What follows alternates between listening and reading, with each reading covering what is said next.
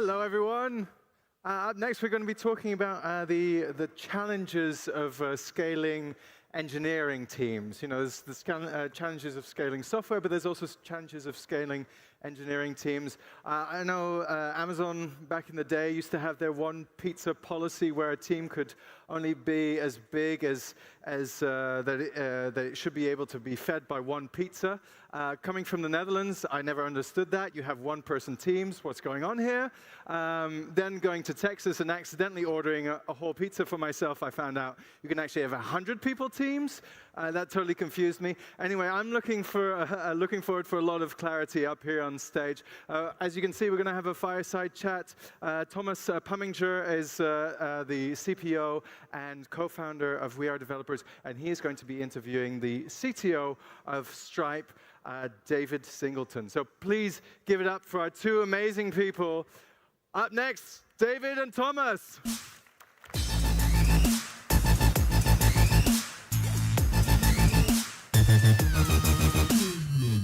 Enjoy.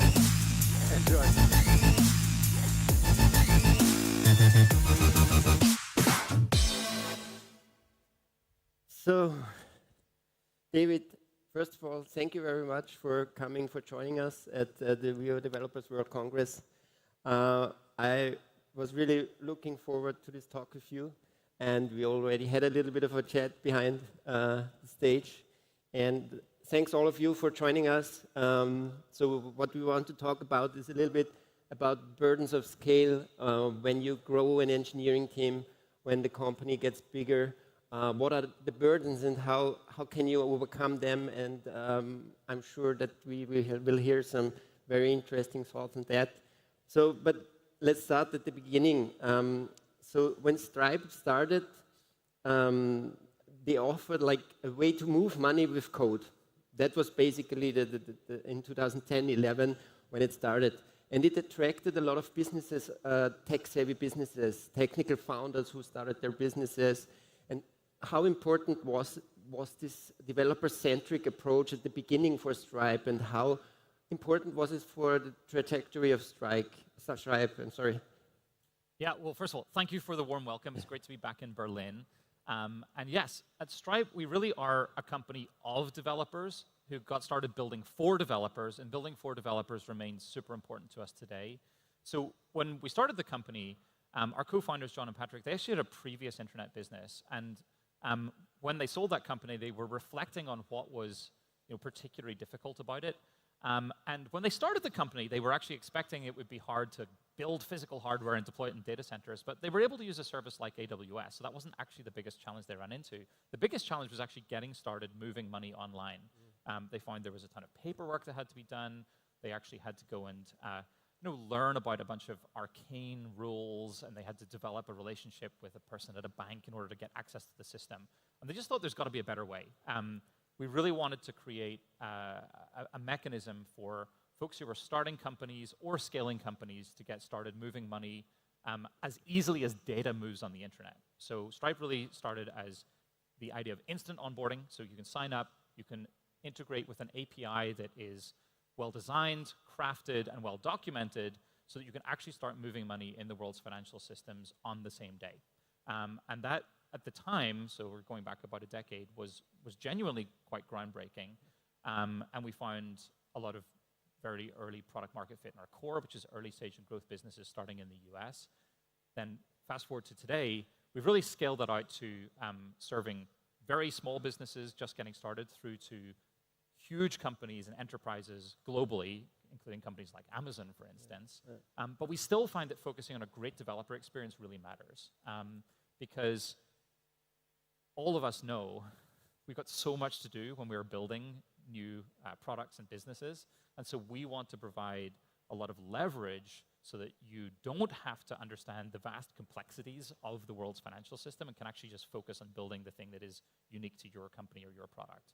Yeah. I mean, I personally remember it. In 2006, I launched a SaaS product, and we didn't have payment in place at all, but we wanted to launch, and we thought like, okay, we have a 30 days free trial. We will figure out payment in these 30 days, which was absurdly ambitious. So turns out that we had the trial extended to 90 days or something like that. So it was really a pain. And long story short, in 2013 or 14, when Stripe launched in Austria as well, we switched, and we were happy to have Stripe there. So Glad to hear it. so, and if we look at today, now you have like 5 hubs from San Francisco to Singapore, and you have also a virtual hub recently launched. How did the culture change during this engineering scale? Yeah, great question. So we are a global company. We're actually dual headquartered between San Francisco and Dublin, Ireland. And what changed over the years, I think, is a couple of things. Number one, we have multiple products. So today, it's not just about helping you bring money into your business, although we still do that, and we want to do it very well. But we also make it possible for businesses and platforms in particular to actually embed financial services in their products. So that includes things like Stripe Issuing, which is our API for issuing physical and virtual credit cards. It includes things like Stripe Capital, which is our lending product. And then we also have a range of products that are designed to help you automate the back office as you scale your company. The way that we've ended up deciding to do all of those things is, and this is our general product development loop at Stripe, is that we pay a lot of attention to our users, the businesses building on Stripe, and we work hard to talk to them a lot. And when we really want a lot of feedback, so we'll obsess about that feedback to make the products that we're already working on better, but also when we see themes of profound need across multiple of our users, we see that as our invitation to come in and build the next layer of our infrastructure. And every single product we've launched has come from that kind of a development loop. And so as we've scaled around the world, it's awesome because it means that we can be closer to our users in all of those places. And then it's also really important to me that we preserve the ways of working that were valuable to us in the early days, which is actually working very closely with our users. For instance, the early Stripe team, we just talked about the problem they were setting out to solve. They would actually very frequently sit down with developers who were integrating the Stripe API and pair program with them in order to see where are all the kind of rough edges that you're running into. And anywhere that there was any friction, we saw that as our need to go and make the documentation clearer or the API simpler. That's where some features that you may be familiar with if you've used the Stripe API were actually kind of inspired from. So one of the things that you'll find if you integrate with the Stripe API is you might make mistakes with your integration. We work really hard to make our error messages kind of self-describing, so they'll tell you exactly what you need to do in order to unblock yourself and often link to the right page in the documentation. And in actual fact, we have more code in the system that helps us render the best error messages than actually the happy path through the API. And we wouldn't have done that if we hadn't realized sitting next to these early users that was actually really important. So then the point is, at scale, how do we continue to do that? We need to continue to bring users tightly into the development process with each team.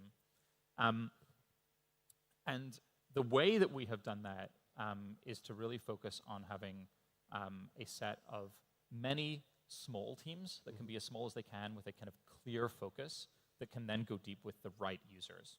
And maybe we can talk more about exactly how we do that. But we find that that's something to pay a lot of attention to as we've scaled. Another area that I spent a lot of time thinking about and certainly became very important as we grew and we now serve millions of users around the world, is to recognize that what we do for businesses, it really, really matters. So we are moving money into businesses, we are accounting for where it all is, and then we're helping them pay their suppliers and actually operate their businesses. So Stripe has to be extremely available. And we target and deliver above 5 nines of availability, which is 26 seconds of downtime a month. It's a pretty high bar. In the early days, we did that by really moving very quickly when things broke. So we were very good at kind of incident response. But today, we find that in order to operate multiple products at scale with thousands of engineers inside the company, it really requires a culture of operational excellence.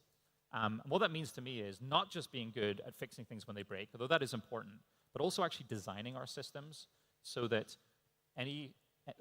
two parts are important here. One is that as changes go to production, we want them to roll out gradually so that if there is a problem, it'll be detected at very small scale before it impacts a lot of requests, a lot of users. So careful change management. And then the other part is we actually just really need to be a learning organization. So anytime something does go wrong, we pay a lot of attention to not only fixing that issue, but the kind of class of issues that would have led to that problem. And that concept of being a learning organization is really important and something that we've focused a lot in scaling and operational excellence. So those are a flavor of the things that that's super interesting. I think I want to go a little bit deeper here because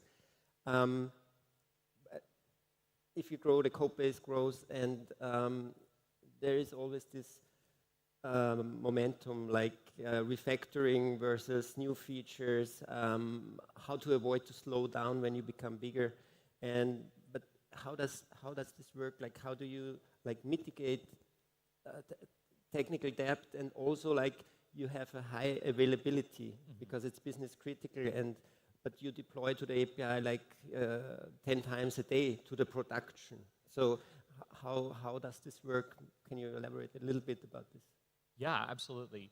So it is important to us at Stripe, and I think this may resonate for many of you in your own businesses. It is important that we move fast for our users. Actually, there's a lot of complexity in the world's financial systems, and we see our mission as abstracting over that so that you have a simple interface that's very powerful, both when you're a small company and also when you're a large enterprise. There's a lot of complexity, but it also changes quite rapidly. In any given month, there is some piece of financial legislation or regulation that's changing around the world, and we want to be able to abstract that all away from our users so that they can focus on what they need to do best. Which means we need to be able to move quickly for our users. And that means being able to go from an idea or a problem, getting a solution in front of a user and deploying it to production very rapidly. So we continuously ship code to production. Anytime that we focus a lot on very rigorous testing. And once our automated tests are passing, then we do go into this gradual deployment mode. So any engineer at Stripe can expect that when they complete a piece of work, a pull request is merged into the system. It's actually going to be automatically deployed to production very rapidly. So in order to have that work well, we need to do a couple of things. First, we need to think a lot about what at Stripe we've come to describe as sensible architecture. So this is the idea that we have the right designs internally to allow a number of small teams across the company to move rapidly independently, but evolve the whole product surface area in tandem so that it works together well. And I mean, if you think about Stripe, we have multiple products, but it is really important that if you, for instance, are using our in-person payments product, Terminal, and our online payments product, that the concept of a transaction is the same. You want that to kind of then flow through to all of the financial automation suite in exactly the same way. So it's very important for us to get the kind of foundations of our technical design right. And I mean, if you look more broadly in the financial ecosystem, sometimes you'll find that there are incumbent players out there, like banks, for instance, who had systems that were designed and implemented in COBOL in the 1970s and really designed kind of specifically to retail branch banking, and they found it very difficult to evolve into the internet age. In fact, recently I was reading an article about a bank in the UK where all of their cash machines, all of their ATMs were offline for an entire weekend because something had gone wrong with this old COBOL system, and they had to get someone out of a nursing home, an old people's care home, in order to fix it because they were the only person that had the knowledge. So that's a kind of an example of how if you don't get the architecture right, it's difficult to evolve your products. So we focus a lot on understanding what are these core principles. So things like an account, the notion of a transaction, and then making sure that we understand that those primitives are going to be embedded into our users' code bases. You're going to integrate with our APIs and care about those for a very long time. So we care a lot about getting those right.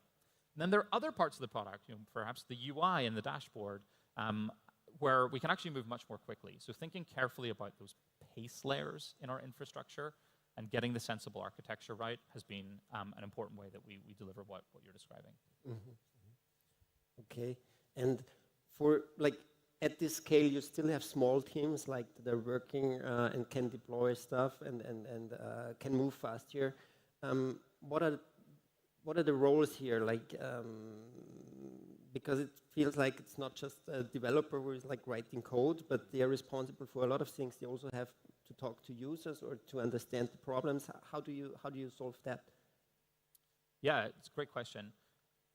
At Stripe, we have fairly conventional-looking engineering product development teams that you all might be quite familiar with. So there's almost always a combination of engineers, product managers, and designers that are working together for a lot of the products that you're all experiencing.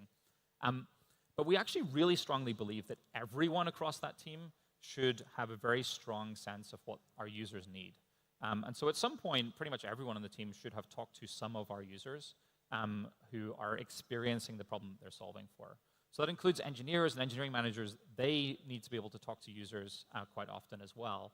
And we find that bringing that kind of visceral sense, that human understanding of what is the problem I'm actually solving here into the daily conversation that everyone is having means that the thousands of decisions that we all make as engineers as we go about building stuff are much more likely to kind of get made right. The question you were asking me backstage was, well, hold on a second, you've got millions of users, so how do you talk to all the users? The trick here is actually to think about talking to the right users. We can't talk to every single one. But what we can do is recognize that, in the enterprise, we have really important users who share our vision for the future, companies like Shopify and Amazon. And so we'll spend a lot of time understanding what they're up to. And among startups, we'll also try to bring in a representative set of folks that are experiencing the problem of whichever team is working on, and make sure that we understand very closely what they're looking for.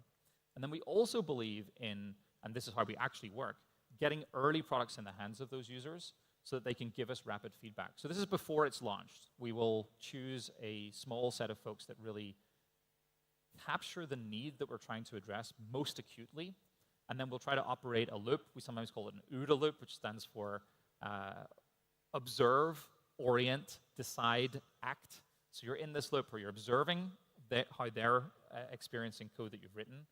You are orienting on what to do next. You're deciding what to do, and then you act, and you keep this loop going. And only when those early users are telling us this product is great, then we will GA it and make it available to the broader user base.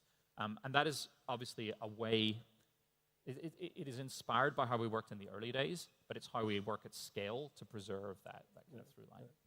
Yeah, I also found it very fascinating that you just told me that you had yesterday a meeting with users, and at this scale that the CTO is still doing this, and this is important for you that you still are user first, that your approach is user first, and to not lose this connection with the actual user. And I really find this very fascinating. One last question about the API, because an API has to be robust, it has to be backwards compatible, because people, they build their payment systems on top of your APIs. How do you manage here that the business critical service is reliable, is backwards compatible, and so on and so forth? So first of all, that sensible architecture, understanding which parts of the API are critical to get right and will persist for a very long time, and making sure that we're very deliberate about evolving those. So we actually have a large group at Stripe that cuts across all of our teams, which we call our API review group. And they bring expertise from each group into a shared team that can talk about some new thing that we're doing. Are we getting all of the edge cases right? Are we really understanding how it's going to be baked into our user systems over time? And the cool thing about that group is it consists of a bunch of folks who've been at the company for a very long time. And then we work hard to actually get new folks into that group as well. So once someone's been at Stripe for a year or so and they're working in the API domain, we'll try to make sure that they join this group, because then they can learn a lot from the experienced folks who are already here. So that's important, sharing knowledge in the practicalities of getting that domain modeling and the craft of API design right really matters. The other thing that we do is that we just keep over and over again integrating the API ourselves and doing a practice which we call friction logging, which is we'll just write a stream of consciousness log of our experience using the product. We're always modeling a particular user. So we'll think about, I am a developer inside maybe, let's say, FinAuto. It's a German user who are using our billing and subscriptions product so that you can subscribe to your car. It's a really great model. So we'll actually imagine that we are that user going about integrating a new feature of billing. So we can kind of mental model how they might think about their business in our API. And anything that is not perfect, we'll write in the log, this could have been better, and so forth. And then we're very obsessive, honestly. We kind of geek out on going back through these friction logs and turning them into changes that we make in both the API and the documentation to hopefully make the process of picking up and adopting that product as seamless as we can. Sounds very nice. You mentioned that you bring in people like in the small teams, also new people who just joined and so on and so forth. So this brings me to another question, like when you hire people and you're looking for talent, like what's the process here and how is the onboarding and what's the time from like hiring to deploy, to the first deploy for a developer? Yeah, well, first of all, we're hiring very actively right now, and in particular, we're hiring a lot in Europe. Our business is growing really well across all of the regions, but we're growing fastest in Europe, so we're very keen to have more engineers join us here. Engineers, product managers, and so forth join us here because we want to be able to go deep with our users in this region in order to learn about their needs. So that includes hiring in Germany, but also we're now hiring in Bucharest and across the region. The process, first of all, the kind of folks that will enjoy working at Stripe are folks who are builders, who actually want to, we're really just getting started in solving all the problems that our users have. We're continually hearing about more and more things that we could do to serve them well. So folks who want to spend time learning about our users' needs and how we can help all these businesses around the world grow, and then translate those into code, those folks will do really well at Stripe. And our hiring process is designed to find those people. So we often talk about our mission, which is growing the GDP of the internet, and ensuring that folks are excited about that. The hiring process is also really focused on the most realistic experience of doing work together we can achieve. So it's often pair programming with the Stripe engineer, maybe doing a little bit of system design for some more senior roles. So that's kind of how we do it. And then once people are at Stripe, it's really important to me and everyone else at Stripe that we have this great learning culture. So the domain of financial services actually rewards a lot of deep context. And so we want to share that context a lot around the company. And API review is one way that we do that. But in particular, our onboarding is quite deliberate. We have a kind of pretty structured first couple of weeks. But in particular, the couple of weeks after that, it's very important that everyone actually gets code in production, essentially by the end of their second, third week.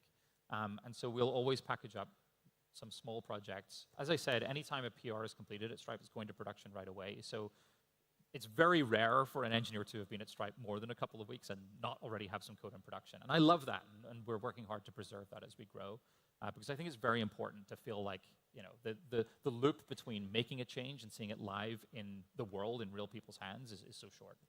Yeah, sounds fantastic. Also for a developer, because when you join a company, you also want to be productive and deliver basically, and it's really great that this is at such a short period of time. So I would have imagined that it maybe takes longer, but it's great to hear. I see we are almost running out of time, so I have some other questions regarding AI, machine learning, because you're also doing a lot of things there. Yeah. And maybe let's start with more of a personal thing. Like you mentioned a lot of times that developers are writing code that they don't have to. So maybe you can elaborate a bit what you mean by that. Yeah, so I guess I've been talking about this quite a lot this year. One of the things that we see as companies scale is that obviously the size of your code base, it's both a big virtue, that's the value you're providing to the world, but it also is something that starts to slow you down. The bigger your code base, the harder it is to evolve. So something that we've found at Stripe is it's really important to actually help folks just not write code sometimes. So for instance, and this took us by surprise, we have a variety of no-code and low-code products. So for instance, you can bring your first dollars into your business by sharing a payment link, which you can create on the Stripe dashboard. And you can actually take that out to millions of customers if you want to. You can have subscriptions managed with a no-code customer portal, and so on and so forth. These products, we first introduced them because we thought that we needed to appeal to a set of companies that maybe didn't have engineers in their founding team. But what we find is that they actually resonate really, really well with developers also, because every one of those products is also backed by the Stripe API. So when you come to want a little bit more complexity or want to integrate it more tightly with your systems, you can. And the best thing about being able to use a hosted solution like that is that we can really obsess meticulously over the details and optimize the product. And then as you integrate less code, you're benefiting from all of that innovation.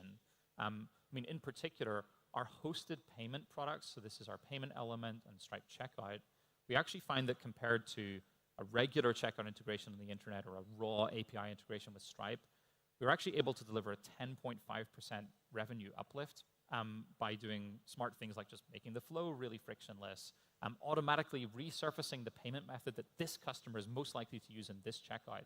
And so that's a good example where if we sweat the details and we're meticulous in those details, everyone else can get a lot of leverage. So not writing code that you don't need to has been a theme that we've seen super important as we evolve the system. I think AI kind of plays into this as well. So really judicious use of AI tools is helping us at Stripe get a lot of leverage as engineers. And by the way, I think everyone here is probably fairly well aware, all technology goes through these kind of hype cycles where the very beginning, you feel like everything's going to be solved, and then there's kind of an immediate tail off of, oh, actually, maybe not everything's solved, and then you kind of gradually end up in this kind of later adoption curve. I think, for AI right now, we're maybe kind of at the top of that curve, but at Stripe, and personally, we very deeply believe that this is a really important revolutionary set of technologies, and we've been applying generative AI, large language models, inside the company for the last year or so. We're finding it is helping engineers get stuff done faster. One example of that is in our Stripe docs, which we put a lot of care and attention into over time. We now have a conversational agent in beta where you can ask questions, and rather than having to go and read all the different pages of the docs and synthesize them yourself, the generative AI agent can synthesize a really quick answer. We think that saves a lot of time. But we're also applying AI throughout a lot of our internal processes to make things more efficient. And in other parts of our product, for instance, our fraud protection system has a rules engine where you can write rules in a kind of special syntax. And we find that obviously, not having to learn a new syntax is great. So being able to ask agents conversationally how to write that has been pretty effective too. But the general approach that we're taking here inside the company is not to say, let's have a kind of top-down mandate that we will use AI. We're trying to make all the AI tools available to every engineer at Stripe. And then as we see them being used, both internally and externally in good ways, we're kind of doubling down in the places that we're seeing success and turning those into products. And personally, do you use tools like Copilot or something like that? Yes. What's your take on that? Yeah, so I personally, every engineer at Stripe is able to use Copilot. We made it available to everyone earlier this year. We were part of GitHub's early beta and gave them a lot of feedback, which I think they appreciated. I personally really enjoy using Copilot. I find that in particular, at Stripe, I mentioned that we care a lot about having rigorous tests. And we find that writing those test cases actually often involves a lot of boilerplate. So I find Copilot's particularly valuable in test code because it means that I can actually focus my energy on the part that you have to really think hard about, and a lot of the boilerplate gets created for you. I also find it a really effective kind of jumping off point for getting started. And then it's still very important from my perspective that we review all of that code carefully. I kind of think about it as almost pair programming with the AI. And we've also integrated some of those AI tools with our code review process. Yeah. I also like it, especially when I learn something new. I think it's really like pair programming and trying things out. So, yeah, we are running out of time. I have so many questions. But I have to ask you, what's next for Stripe? So yeah, well, the future is bright. We're really just getting started. There is so much more online and offline combined commerce to be done in the world. As I talk to our users, and by the way, the AI revolution that's happening this year has been a really good example of this. We are powering, I think, 75% of the AI companies out there for their commerce. Companies like OpenAI and Midjourney, they're using us for kind of their entire commerce stack. But also European companies like Aleph Alpha, who we spent a lot of time talking to recently. As these new companies get started, we really see just an extension of the value that we're providing in the world, which is abstracting the complexity of all these financial systems so that you can focus on doing what is unique to your business really well. And there's so much more potential for every business out there, whether it is a traditional business coming online or it is a new tech innovation that wants to reach a global audience. And so we're just going to be continuing to run that development loop of paying attention to what our users need, learning from them, and building the products that they need. And we've got many decades ahead, I think, to do that. That's great. David, thank you very much. Thank you for joining us. I have so many more questions, so we have to do another session sometime. That sounds fun. I would love to. But time's up, so thanks everyone for joining us. Thank you, See you Thomas. soon.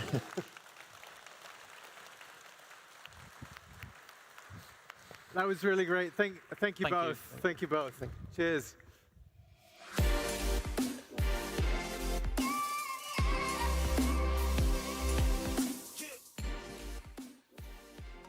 All right, we're going to have a 10-minute break, and then over here we're going to be talking about how to survive the worst launch of your career. It's going to be with Brenda Romero. It's going to be great. I'm really looking forward to it. I'll see you in 10 minutes. Cheers.